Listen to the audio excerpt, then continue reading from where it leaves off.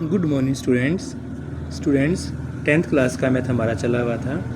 उसमें हमने 2.2 में सेकंड क्वेश्चन के 3 पार्ट कंप्लीट कर लिए थे। आज हम उसका 4th पार्ट करते हैं। 2.2 फर्स्ट क्वेश्चन का 4th पार्ट। स्टूडेंट्स, ये आपका फर्स्ट क्वेश्चन है और फर्स्ट का आपका 4th पार्ट। 4u² + 8u = 0। इसको हमने फैक्टराइज करके कोफिशिएंट रिलेशनशिप वेरीफाई करना है। तो स्टूडेंट्स देखो, यहाँ से आप उसका 4u कॉमन ले सकते हैं।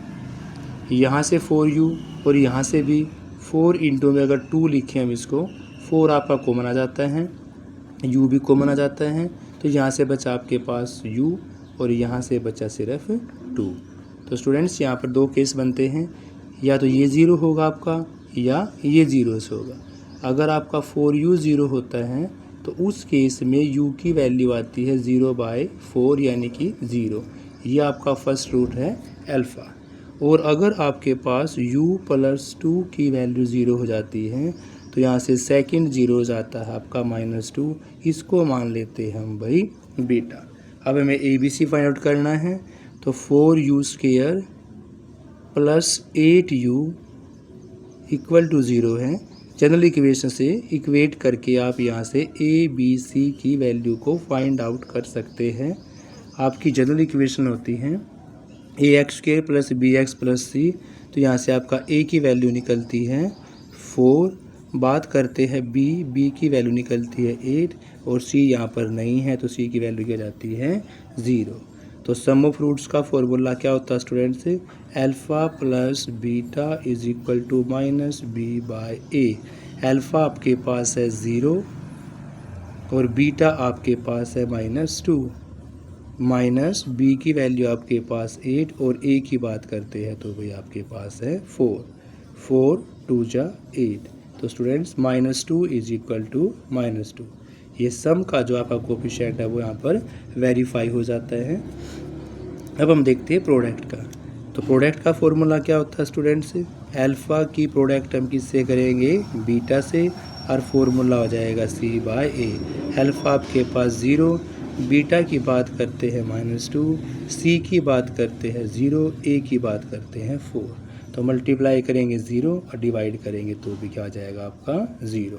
तो स्टूडेंट्स इस प्रकार से इस क्वेश्चन को हम आसानी ढंग से कर सकते हैं। अगला क्वेश्चन देखते हैं।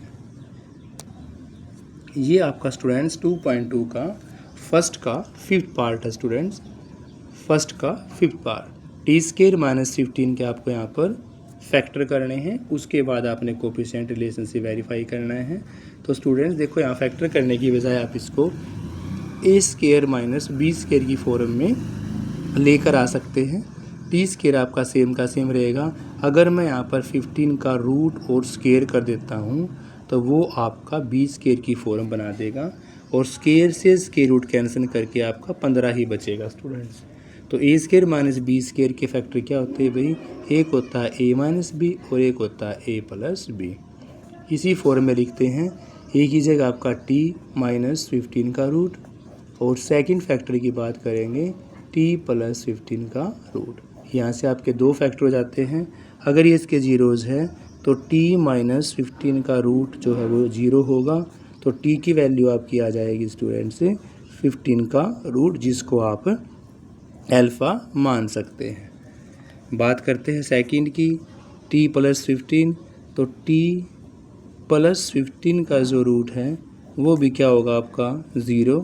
यहाँ से t की वैल्यू निकलेगी आपकी -15 का रूट। ये निकल जाता है आपका बीटा। यानी जीरोज़ आपके बाहर निकल चुके हैं, रूट्स आपके पास निकल चुके हैं।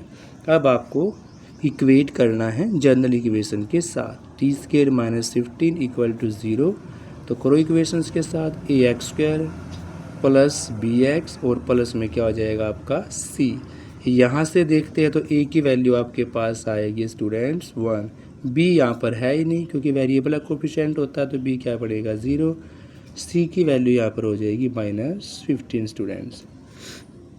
उसके बाद सम का फॉर्मूला क्या था अभी? Alpha + beta -b/a। अल्फ़ा की वैल्यू आपकी होती है 15 का रूट और बीटा की वैल्यू -15 का रूट। बात करते हैं b की, वो क्या है 0 और a आपका कितना है भाई 1। तो 15 से 15 कैंसिल होगा, तो यहाँ से 0 इज इक्वल टू क्या बचेगा भाई 0। अब करते हैं बात हम प्रोडक्ट की।